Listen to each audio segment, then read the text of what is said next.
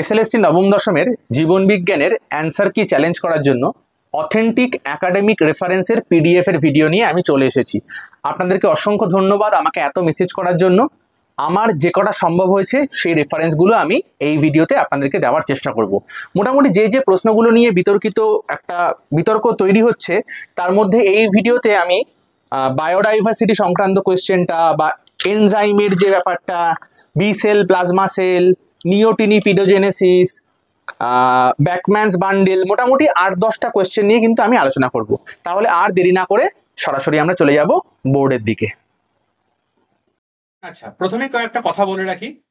যারা ইউটিউবে আমার ভিডিওটা দেখছেন অবশ্যই ডেসক্রিপশনে চলে যাবেন, সেখানে কিন্তু সবকটা পিডিএফ আমি দিয়ে দেবো।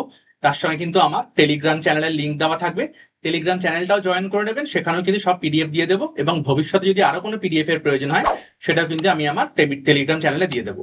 আর যারা ফেসবুকে দেখছেন তারা ইউটিউবে গিয়ে বর্ধনস বায়োলজি বাংলা টাইপ করবেন, তাহলেই আমার চ্যানেলটা দেখতে পেয়ে যাবেন।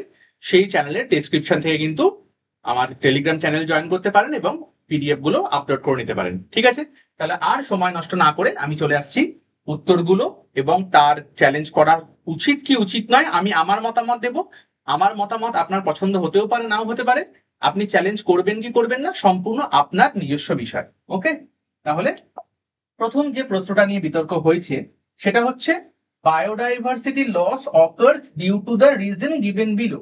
বলে চারটে যে অপশন দেওয়া আছে চারটেই কিন্তু বায়োডাইভার্সিটি লসের কারণ, কিন্তু এর মধ্যে সব থেকে গুরুত্বপূর্ণ বলতে হলে কিন্তু সেটা অবশ্যই হওয়া উচিত হ্যাবিট্যাট লস অ্যান্ড ফ্র্যাগমেন্টেশন। এবার যেহেতু এখানে প্রাইমারি কজ বলা হয়নি তাই চারটেতেই নম্বর দেওয়া উচিত। এবং সব থেকে যদি লিস্ট বলা হয় কোনটা ইম্পর্টেন্ট, সব থেকে কম কিন্তু গুরুত্বপূর্ণ এইটা, এলিয়েন স্পিসিস কিন্তু সব ক্ষেত্রে এফেক্ট করে না।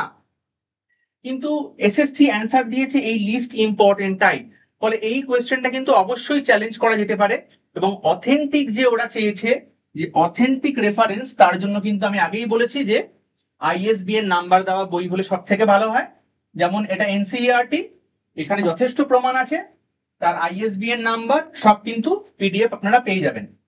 এই যে কজ অফ বায়োডাইভার্সিটি লস, তার প্রথমেই কিন্তু আছে হ্যাবিট্যাট লস অ্যান্ড ফ্র্যাগমেন্টেশন, এবং বাকিগুলোও আছে যেমন ওভার এক্সপ্লয়টেশন,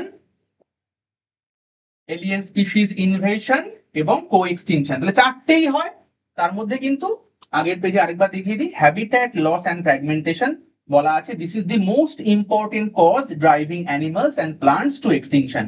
তাহলে এটা কিন্তু স্পষ্ট মেনশন করা আছে। আমি আরো কয়েকটা রেফারেন্স দিয়ে দিচ্ছি, যেমন চ্যাপম্যানের যে বইটা আমি আগের ভিডিওতে এটা সম্বন্ধে বলেছিলাম, তার আইএসবিএন নাম্বার। এখানেও লেখা আছে undoubtedly the most important threat which humans pose to other species is by the destruction of suitable habitats. ওকে, আমি আরো কিন্তু রেফারেন্স দিয়ে দিয়েছি, আমি আর সেগুলো বলে সময় নষ্ট করছি না। পিডিএফ এ আপনারা সব তথ্য পেয়ে যাবেন, আইএসবিএন নাম্বার সহই কিন্তু বইগুলো আমি দেওয়ার চেষ্টা করেছি। ঠিক আছে, এবং প্রত্যেকটা হাইলাইটার দিয়ে মার্ক করা আছে, আপনাদের কোনো সমস্যা হবে না। ঠিক আছে, ওকে, আরো একটা বই তারও ঠিক একই রকম, প্রত্যেকটা বইতে কিন্তু স্পষ্ট লেখা আছে যে সবকটাই কারণ, কিন্তু সব থেকে গুরুত্বপূর্ণ কিন্তু হ্যাবিট্যাট লস এন্ড ফ্র্যাগমেন্টেশন, সেটাকে কিন্তু অ্যান্সার দেওয়া হয়নি। নেক্সট, এইটা নিয়েও কিন্তু অনেক বিতর্ক চলছে, প্রচুর লোক আমাকে হোয়াটসঅ্যাপ করছেন যে factors that does not influence enzyme activity, enzyme অ্যাক্টিভিটিকে ইনফ্লুয়েন্স করে না কে? প্রথম কথা, প্রত্যেকেই করে। এবার যদি বলা হয় এদের মধ্যে কে করে না, তাহলে অ্যান্সার হওয়া উচিত প্রোডাক্ট কনসেন্ট্রেশন। এটা কিন্তু সব ক্ষেত্রে করে না, এন্ড প্রোডাক্ট ইনহিবিশনের ক্ষেত্রে করে। কিন্তু অ্যান্সার দেওয়া হচ্ছে অসমোলারিটি অফ দি মিডিয়াম। তাহলে এর সাপোর্টে আমাদের কি এভিডেন্স আছে? এই বইটাতে এভিডেন্স আছে, আইএসবিএন নাম্বার দেওয়া, এই যে স্পষ্ট লেখা আছে অল্টার্ড অসমোলারিটি। বলছে high concentrations of glucose can increase the osmolarity of the solution. Changes in osmolarity can affect the activity of enzymes and the stability of the surrounding environment. Extreme osmolarity conditions may lead to change in the enzyme's conformation, মানে এনজাইমের structure change হতে পারে, affecting its catalytic activity. তাহলে স্পষ্ট লেখা আছে, এই বইটাতেও লেখা আছে। এখানে osmolarity, enzymes need water as a grease for conformational changes. Osmolytes reduce the available water concentration and hence the enzymatic activity. তাহলে অসমোলারিটি কিন্তু অবশ্যই এনজাইম অ্যাক্টিভিটিকে ইনফ্লুয়েন্স করে। তবে আমি কি বললাম, এন্ড প্রোডাক্ট সব ক্ষেত্রে করে না, ওরা অ্যান্সার দিয়েছে এন্ড প্রোডাক্ট। এন্ড প্রোডাক্ট যে সব ক্ষেত্রে করে না তার প্রমাণ হচ্ছে এটা। এই বইতে কিন্তু এখানে লেখা আছে, ইন মোস্ট মেটাবলিক পাথওয়েজ আর regulatory enzyme catalyzes a reaction that is virtually irreversible under cellular conditions. For this reason, accumulation of the end product does not slow the rate of the reaction. সব ক্ষেত্রে কিন্তু করে না, কোনো কোনো ক্ষেত্রে অবশ্যই করে, যেমন এন্ড প্রোডাক্ট ইনহিবিশন, যে ক্যাসকেড রিয়াকশনে একদম এন্ড প্রোডাক্টটা প্রথম স্টেপের যে এনজাইম তাকে কিন্তু ইনহিবিট করে। তাহলে এটা কিন্তু সব ক্ষেত্রে করে না, তাহলে অ্যান্সারটা মোটেই সঠিক দেওয়া হয়নি আমার মত অনুযায়ী। এটাও কিন্তু চ্যালেঞ্জ করলে করা যেতে পারে তথ্য প্রমাণ সহ। Next, humoral immunity system is mediated by, এর অ্যান্সার যে বি সেল, এই নিয়ে কোনো সন্দেহই নেই, অ্যান্সার দেওয়া হয়েছেও বি সেল। কিন্তু যারা একটু ইমিউনোলজি ডিটেইলে পড়ে তারা যখন ওই T cell B cell cooperation, তারপর কিভাবে বি সেলের ক্লোনাল সিলেকশন হয়, ক্লোনাল এক্সপ্যানশন হয়ে প্লাজমা সেল তৈরি হয়, তারা অ্যান্টিবডি তৈরি করে, যারা এগুলো ডিটেলে জানে তারা কিন্তু পরীক্ষার সময় এগুলো ভেবে প্লাজমা সেল করে এসেছে, ফলে প্লাজমা সেলও কিছুতেই ভুল উত্তর নয়। ফলে যেহেতু আমরা সাজেশন দিতে পারি, চ্যালেঞ্জ মানে সাজেশনও দিতে পারি, তো আমরা কিন্তু এটা বলতেই পারি যে বি সেল সঠিক উত্তর, তার সঙ্গে যারা প্লাজমা সেল করে এসছে তাদেরকেও নম্বর দেওয়া উচিত। এবার অবশ্যই যারা বি সেল করে এসেছেন তারা হয়তো আমার উপর রাগ করছেন, কিন্তু রাগ করার কোনো কারণ নেই, যে প্লাজমা সেল করে এসেছে সে তো মোটেই ভুল করেনি, ফলে সে যদি মনে করে চ্যালেঞ্জ করতেই পারে। এবং এর জন্য কিন্তু অনেক তথ্য প্রমাণ আছে, বি সেলটা 100% সঠিক উত্তর, এই নিয়ে কোনো ডাউট নেই। এই বইতে যেমন আছে, এই যে প্লাজমা, এই যে সেলুলার বা সেল মিডিয়েটেড ইমিউনিটি তো টি লিম্ফোসাইট দিয়ে হয়, হিউমোরাল ইমিউনিটি বি লিম্ফোসাইট কে ইউজ করে, এখানে কিন্তু প্লাজমা সেল এখানে লেখা আছে, এখানেও লেখা আছে যে, এখানে লেখা আছে যে this type of immunity is called humoral immunity or B cell immunity, যেটা একদম বেসিক অ্যান্সার সঠিক উত্তর, because B lymphocytes produce the antibodies, এটা সঠিক উত্তর। তাহলে বি লিম্ফোসাইট তো হবেই। এবার তার মধ্যে কোনটা, এই যে কিভাবে বি সেল থেকে প্লাজমা সেল তৈরি হয়, যে plasma cell producing antibodies against the respective antigens and the antibodies circulate in the body. একেবারে প্লাজমা সেলটা কিন্তু কিছুতেই ভুল উত্তর নয়, আমার মত অনুযায়ী বি সেল 100% সঠিক উত্তর, প্লাজমা সেলও কিন্তু 100%ই সঠিক উত্তর, কোনো অংশে কম নয়। ক্লোনাল সিলেকশন, ক্লোনাল এক্সপ্যানশনের পর কিন্তু প্লাজমা সেলই অ্যান্টিবডি তৈরি করে। ওকে, আরো বই আছে, এই বইতেও লেখা আছে যে effector B cells called plasma cells secrete antibodies, একদম স্পষ্ট লেখা আছে। ফলে এর এগেইনস্টে কিন্তু অনেক প্রমাণ আছে, এবং যে ক্লোনাল সিলেকশন ক্লোনাল এক্সপেনশন ব্যাপারটা বারবার আমি বলছি, এটা কিন্তু ছবির সঙ্গে এখানে একদম এক্সপ্লেন করা আছে, এবং এই যে প্লাজমা সেল স্পষ্ট দেখা যাচ্ছে, ফলে এটা কিন্তু আমরা সাজেশন দিতেই পারি যে বি সেলকে তো অবশ্যই নাম্বার দিতেই হবে, প্লাজমা সেলকেও নাম্বার দেওয়া উচিত। আরো প্রমাণ আছে, ইমিউনোলজির কিন্তু অনেকগুলো বই আছে, আমাদের যে কোনো দুটো তো প্রমাণ দিলেই হবে, দুইয়ের বেশি এখানে আছে। এই একই জিনিস, এফেক্টর সেল বা প্লাজমা সেল একই ব্যাপার, আমার পুরো হাইলাইট করা আছে পিডিএফ এ, কিন্তু সব একদম স্পষ্ট প্রমাণ সহ পেয়ে যাবেন। Next question, reproduction in larval stage is called, এটার কিন্তু আমার মত অনুযায়ী অ্যান্সার পিডোজেনেসিসই হওয়া উচিত, আমরা কিন্তু এরকমই পড়ে এসেছিলাম। ওকে, নিওটিনি মানে হচ্ছে এর অ্যাডভান্সমেন্টটা ডিলে হয়, কিন্তু লার্ভাল স্টেজে রিপ্রোডাকশনকে কিন্তু পিডোজেনেসিসই বলে। তবে একটা জায়গায় আমার চোখে পড়লো, এই জেজেড ইয়াং এর ভার্টিব্রেট বইতে, তাতে কিন্তু আবার এরকম লেখা আছে যে পিডোজেনেসিস নিওটিনি একই ভাবে লেখা আছে। ফলে কেউ যদি মনে করেন চ্যালেঞ্জ করবেন, করতে পারেন, তবে আমার মনে হয় যে এটা একেবারে সঠিক তথ্য নয়, নিওটিনি পিডোজেনেসিস সামান্য আলাদা। ওকে, কিন্তু চ্যালেঞ্জ আপনি যদি মনে করেন আপনি করতেই পারেন। Next question, excess consumption of which of the following vitamins causes hypervitaminosis, এর অ্যান্সার কিন্তু আমার মতে হওয়া উচিত ওই ফ্যাট সলিউবল ভিটামিন, বলে ভিটামিন এ, একদম সঠিক উত্তর দেওয়া আছে। কেউ কেউ আমাকে হোয়াটসঅ্যাপে মেসেজ করেছেন যে স্যার আমি তো অন্যান্য ভিটামিন গুলোও পাচ্ছি, বিশেষ করে অনেকে বলছেন ভিটামিন বি12 এর ক্ষেত্রেও হয়, এবং তার প্রমাণও কেউ কেউ পাঠিয়েছেন। আপনি করতেই পারেন চ্যালেঞ্জ, যেমন আমি দিয়ে দিচ্ছি, এটাও পেয়ে যাবেন পিডিএফ এ, একজন কিন্তু পাঠিয়েছেন এটা। তো এখানে কিন্তু হাইপার ভিটামিনোসিস অফ ভিটামিন বি12 সম্বন্ধেও লেখা আছে, কেউ চাইলে করতেই পারেন, কিন্তু আমার মনে হয় এসএসসি সঠিক উত্তরটাই দিয়েছে, এটা চেঞ্জ হওয়ার সম্ভাবনা কম, তবে করবেন যদি আপনার মনে হয় যে করা উচিত। Next, the Bachmann's bundle carries cardiac impulse from, এটাও কিন্তু আমি যখন অ্যান্সার বলছিলাম ওরা পাবলিশ করার আগে, তখন কিন্তু বলেছিলাম যে এসএ নোড টু এবি নোডই হওয়া উচিত, এবং উত্তরও তাই দিয়েছে। অনেকেই বলছেন যে এটা তো এই ধরুন এসএ এসএ নোড, এই যদি হার্ট হয়,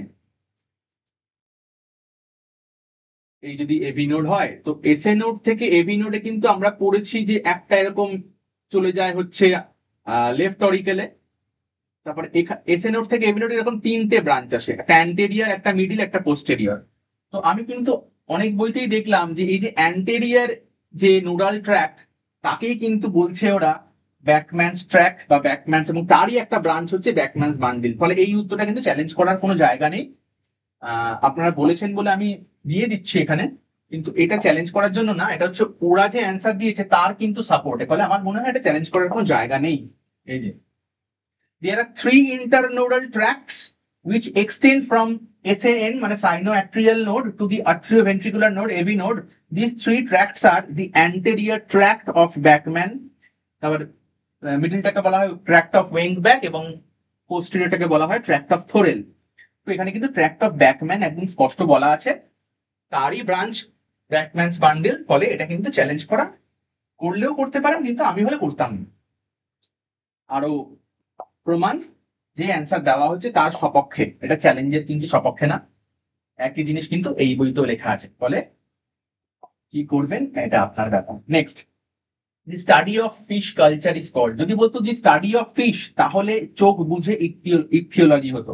স্টাডি অফ ফিশ কালচার বলেছে, ফলে আমার মত অনুযায়ী কিন্তু পিসিকালচারটাই সঠিক উত্তর। তবে ইকথিওলজির সাপোর্টে একজন আমাকে একটা ডকুমেন্ট পাঠিয়েছেন, সেটা আমি দিয়ে দিচ্ছি পিডিএফ এ। চ্যালেঞ্জ করবেন কি করবেন না আপনার ব্যাপার, আমি হলে চ্যালেঞ্জ করতাম না। ইকথিওলজি লেখা আছে, দি স্টাডি অফ ফিশ, এসব তো লেখা আছে, লাস্টে লেখা আছে but more recently research topics have included fish culture. এবার মোর রিসেন্টলি বলছে ফিশ কালচারটাকেও অ্যাড করা হয়েছে, কিন্তু পিসিকালচার আমরা বরাবরই জানি যে স্টাডি অফ ফিশ কালচার। ফলে পিসিকালচার অ্যান্সারটা আমার মতে ঠিক উত্তর দেওয়া হচ্ছে। নেক্সট, এইটা নিয়ে কিন্তু প্রচন্ড শোরগোল চলছে। Which group does not contain polyp stage? Anthozoa, hydrozoa, scyphozoa, calcarea. আমি কিন্তু অ্যান্সার অ্যানালিসিস করার সময় ওদের উত্তর দেওয়ার আগে স্পষ্ট বলে দিয়েছি, ক্যালকেরিয়া, হেক্সাকটিনালিডা, ডেমোস্পঞ্জিয়া এগুলো হচ্ছে পরিফেরার ক্লাস, তাদের মধ্যে পলিপ দেখার কোনো সম্ভাবনাই নেই। ফলে অ্যান্সার হবে ক্যালকেরিয়া। এসএসসি কিন্তু অ্যান্সার দিয়েছে ক্যালকেরিয়া, সঠিক উত্তর দিয়েছে। কেউ কেউ বলছে না স্যার স্কাইফোজোয়া হবে, যেমন এটা আমাকে যে পাঠিয়েছে সে সম্ভবত স্কাইফোজোয়া করে এসছে, ফলে স্কাইফোজোয়াতে দাগ আছে। না স্যার স্কাইফোজোয়া হবে, কারণ 2016 সালে সেম কোয়েশ্চেন এসেছিল, তাতে কিন্তু অ্যান্সার দেওয়া হয়েছিল স্কাইফোজোয়া, তাই তো 2016 সালে এই কোয়েশ্চেনটা এসেছিল। Which group does not contain polyp stage? Anthozoa, hydrozoa, scyphozoa. Sorry, এই পেজই, পরের পেজে। এই যে যাদের পলিপ দশা হয় না, একই কোয়েশ্চেন, হাইড্রোজোয়া, স্কাইফোজোয়া, অ্যান্থোজোয়া, সিফার, তাই তো। এবারে এক্ষেত্রে অ্যান্সার দিয়েছিল স্কাইফোজোয়া। কেন? কারণ সিফার তো ওবেলিয়া, এটা কিন্তু হাইড্রোজোয়ার আন্ডারে পড়ে। ফলে এদের মধ্যে অ্যান্সার অবশ্যই স্কাইফোজোয়া, কারণ স্কাইফোজোয়ার মধ্যে নয় পলিপ থাকে না, আর নয় হচ্ছে ইনসিগনিফিকেন্ট। সবার থাকে না তা কিন্তু নয়। যেমন এখানে এটা আমাকে পাঠিয়েছেন যে Medusa stage dominant, polyp stage reduced or absent. তাহলে স্পষ্ট লেখাই তো আছে যে রিডিউসড অর অ্যাবসেন্ট, মানে সবার তো অ্যাবসেন্ট না, কারোর কারোর রিডিউসড, কিন্তু ক্যালকেরিয়া তো থাকবেই না। ফলে এটাও কিন্তু চ্যালেঞ্জ করার কোনো মানে হয় না আমার মতে। এখানেও একই জিনিস লেখা আছে যে and polyp stage is absent, ওই একই জিনিস লেখা আছে, কিন্তু absent or মানে এখানে লেখা আছে the life cycle just described is typical of Scyphos 1, but there is a variation within this case in a few species, বলছে কোনো কোনো স্পিসিসে a larva develops directly into a medusa and the polyp stage is absent. তাহলে in few species, কোনো কোনো স্পিসিসে, কোনো কোনো ক্ষেত্রে কিন্তু reduced. Clear? Next, choanocyte cells are also called as. কোয়ানোসাইটকে কলার সেল বলে, এটাই সঠিক উত্তর হবে। ফ্লাজেলা যুক্ত যে কোনো কোষকেই ফ্লাজেলেটেড সেল বলা হয়। এখন যদি কোশ্চেনটা এরকম আসতো যে স্পার্ম, এই স্পার্মের অপর নাম কি? যদি অপশনে থাকতো স্পারম্যাটোজোয়া, স্পারম্যাটোজোয়া, অপশন 2 নম্বর অপশন থাকতো ফ্লাজেলেটেড সেল, তাহলে আমরা কি করে আসতাম? আমরা কি ফ্লাজেলেটেড সেল করে আসতাম? তাহলে স্পার্মেরও তো ফ্লাজেলা থাকে, তাহলে ফ্লাজেলা থাকলেই ফ্লাজেলেটেড সেল বলা হয়, এই নিয়ে কোনো ডাউট নেই। কিন্তু স্পার্মের যদি অপর নাম চাওয়া হয় তাহলে কিন্তু স্পারম্যাটোজোয়া বা স্পারম্যাটোজুন বা মেল গ্যামেট এগুলো হবে। তো এক্ষেত্রেও আমার বক্তব্য অনুযায়ী কোয়ানোসাইটের অপর নাম কলার সেল, সঠিক উত্তর দেওয়া হয়েছে। ফ্ল্যাজেলেটেড সেলটা কিন্তু ফ্ল্যাজেলা থাকে বলে অনেকে করে এসেছেন, কোনো কোনো বইতে হয়তো লেখাও আছে, চ্যালেঞ্জ করতেই পারেন, কিন্তু আমার মনে হয় এই চ্যালেঞ্জটা হয়তো গৃহীত হবে না। এই যে প্রমাণ দেওয়া আছে, line by flagellated cells or the choanocytes, ফলে এটা ভেবে কিন্তু অনেকে করে এসেছেন, তো চ্যালেঞ্জ করতে পারেন, কিন্তু আমার মনে হয় গৃহীত হবে না। ক্লিয়ার? এই একই জিনিস এখানেও লেখা আছে। তাহলে এই কটা কোশ্চেন নিয়েই মোটামুটি আলোচনা করার ছিল। এর বাইরেও যদি মনে হয় অন্য কোনো কোশ্চেনে আপনার কাছে পর্যাপ্ত পরিমাণ তথ্য প্রমাণ আছে, আপনি অবশ্যই কিন্তু চ্যালেঞ্জ করতে পারেন। ঠিক আছে, তাহলে এই ভিডিওতে এতটাই রইলো। এরপর যদি কোনো বিষয় জানতে হয় অবশ্যই কমেন্ট সেকশনে জানাবেন।